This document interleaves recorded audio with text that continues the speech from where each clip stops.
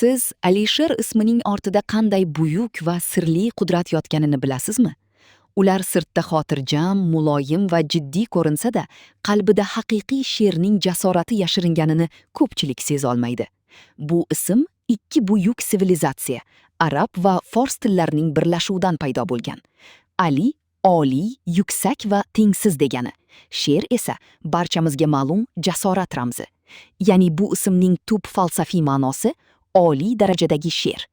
Tarixda bu ism asrlar osha faqat daholarga va chinakam yetakchilarga nasib etgan. So'z mulkining sultoni Alisher Navoiyni eslang. Alisher ismli insonlarda 3 ta aql bovar qilmas noyob xislat bor.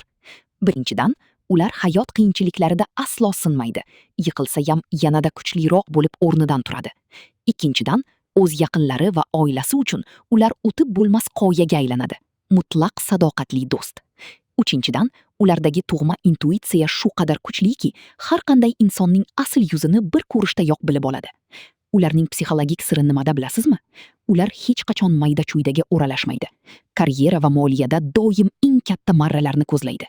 Eng yashirin qobiliyati esa o'z so'zi bilan millionlar qalbini zabt eta olish kuchidir. Ey Alisher, ichingizdagi o'sha ulkan qudratni uyg'oting. Siz buyuk ishlar qilish uchun tug'ilgansiz. Qanotlaringizni keng yozing va olg'a intiling. Bu videoni hayotingizdagi eng zo'r Alisherga yuboring. Biz Trendo AI jamoasi har qanday sun'iy intellekt bilan ishlaydigan saytlar, botlar va boshqa loyihalarni yaratamiz. Xizmatimizga qiziqsangiz, direktga yozing.